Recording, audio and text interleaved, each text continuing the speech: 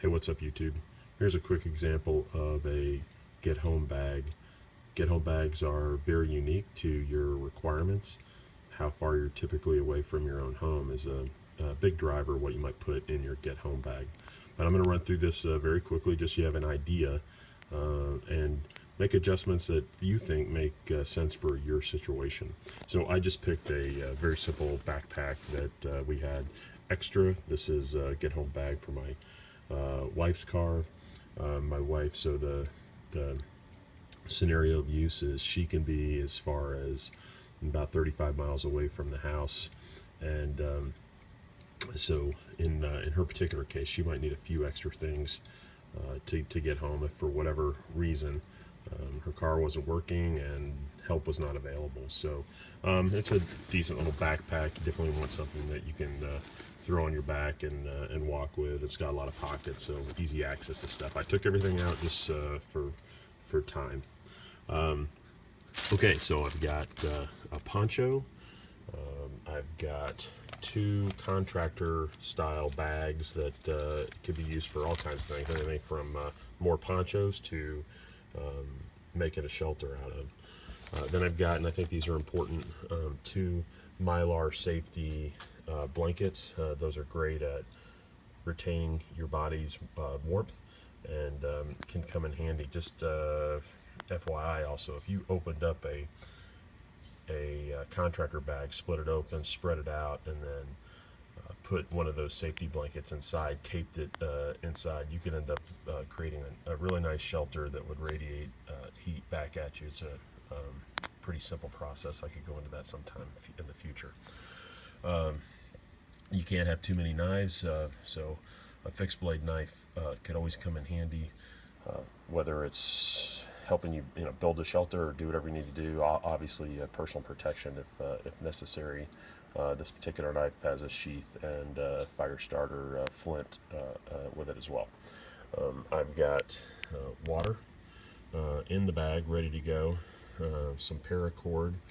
With the water though, I also, and I've talked about this in previous posts, I've got a Sawyer water filter. This is very similar to a Life Straw. It's a little more compact, but puts you in a situation where you could go up to really any standing body of water, not salt water, but any kind of water that you might find along your path, and drink right out of it. Read more about those.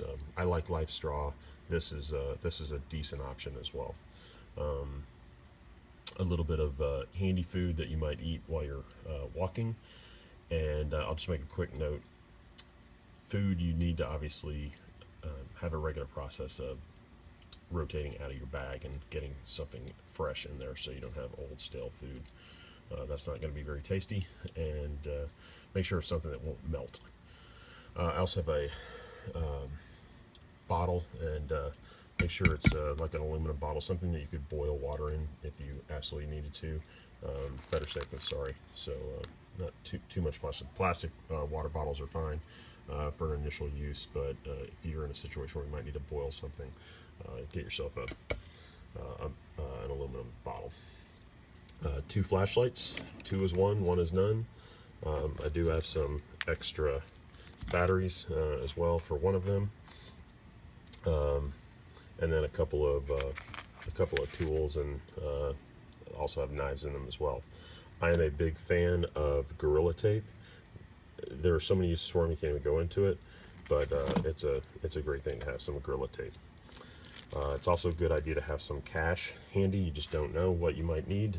Maybe there's a store open. Maybe you can get somebody to help you if you just give them a few bucks. Who knows?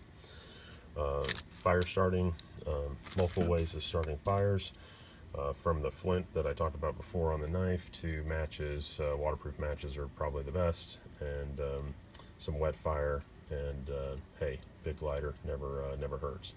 I have a balaclava in here as well. That may be for warmth, that maybe you want to cover your face at night, tone yourself down, who knows. Some hand warmers as well. Again, you never know if you can't get the fire going and you're hypothermic, you better try to get your body warmed up a little bit. I also have some N95 face masks. Don't know what the situation is that you might be in, but hey, maybe it's just smoky, who knows. But be good to have a couple of face masks for you to protect your air intake.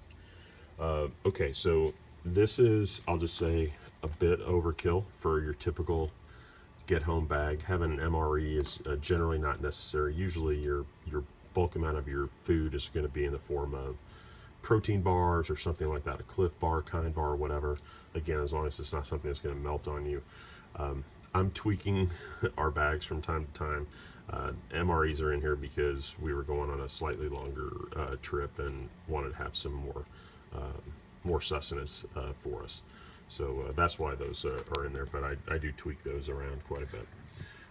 The other thing that I think is suggests is a good idea. This isn't. I don't actually keep this in our get home bag in my wife's car, but the ability to charge a phone, have some an extra way to charge a phone, is a great idea.